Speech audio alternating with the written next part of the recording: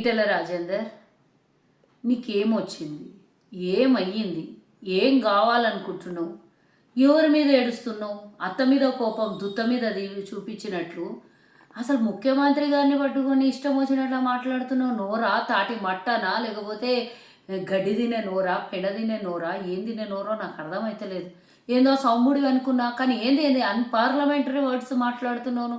కనీసం నీ మీద నిన్ను గౌరవించే గతంలో ఎప్పుడైనా కాస్తనన్నా కేసీఆర్ నిన్ను ఎలగొట్టిండు బయటికి అని కొంచెమన్నా నీ మీద ఇది ఉండే, అది కూడా పోగొట్టుకొని ఇష్టం వచ్చినట్ల ప్రెస్టేషన్లా నీ పార్టీ మీద నీ నాయకుల మీద తిట్టాల్సిన తిట్లని మా ముఖ్యమంత్రి మీద తిడుతున్నాను.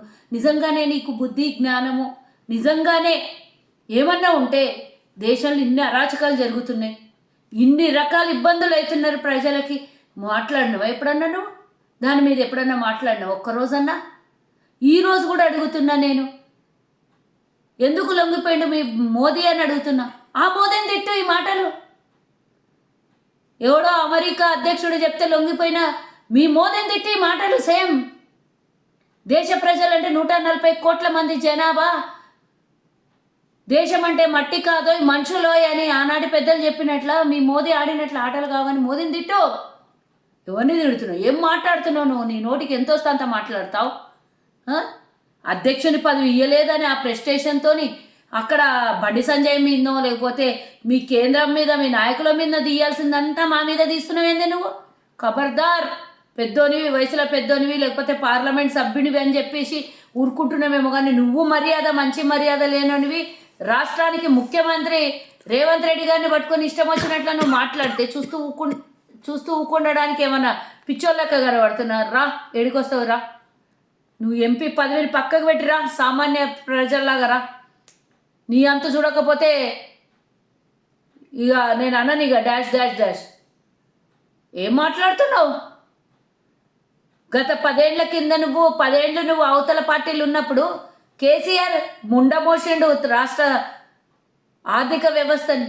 అప్పుడు ఎందుకో మాట్లాడలేవు. ఇప్పుడు రేవంత్ రెడ్డి కుదిర్చి కుదిర్చి కుదిర్చి కుదిర్చి అన్ని వ్యవస్థల్ని సరిగ్గా చేయని పోతుంటే ఆయన మీద మాట్లాడతావు.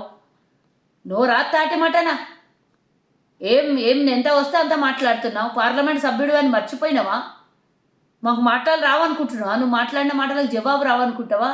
బిడ్డ, ఒకసారి రేవంత్ అన్న నిన్ను మహాలక్ష్మి దేవాలయం కాడ నిలబడి పిలిచిండు నిన్ను.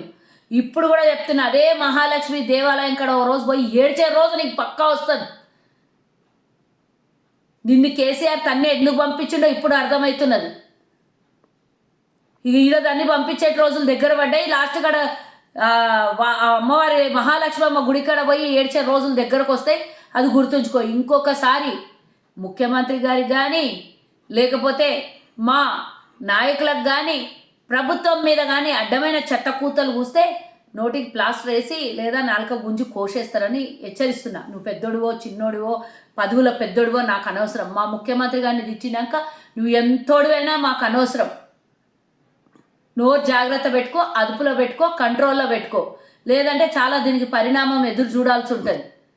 నువ్వు చాతగా నీ దద్దమ్మలు పార్లమెంట్లో ₹1 దేనికి చేత కాలేదు, కానీ ఇప్పుడు పెద్ద పెద్ద మాటలు నరుకుతున్నావు. రాష్ట్రాన్ని ఇంత అన్యాయం చేసిన కేసీఆర్ మీద ఒక మాట ఎందుకో మాట్లాడతలేవు. నీకు అన్యాయం చేసిన తెగ ఏడ్చినావు అప్పుడు కుటుంబ సమేతంగా. ఇప్పుడు మాట్లాడవు ఎందుకో? కేసీఆర్ చేసిన అన్యాయం మోసానికే నేను కూడా ఆ అన్యాయం మోసంలో హెల్త్ మినిస్టర్ ఉన్నప్పుడు ఇంకో శాఖ మంత్రిగా ఉన్నప్పుడు నా సర్వనాశనం చేస్తే ఈ గతి బట్టి కాంగ్రెస్ చేతిలో పెట్టిన తర్వాత దాన్ని కుట్టుకుంటూ వస్తున్నారు బొంతలా. కానీ ఎందుకో చెప్పనికి వస్తలేదు. జాగ్రత్త పెట్టుకో. మర్యాద ఇచ్చినంతసేపే మర్యాద ఇస్తాం. మర్యాదకు నువ్వు మర్యాద తీసేసినప్పుడు నీకు మర్యాద లేదు, గిర్యాద లేదు. పబ్లిక్లో బయటికి వస్తే నువ్వు అన్నావు చూడు, అంతకన్నా ఎక్కువ చేస్తారు నీకు.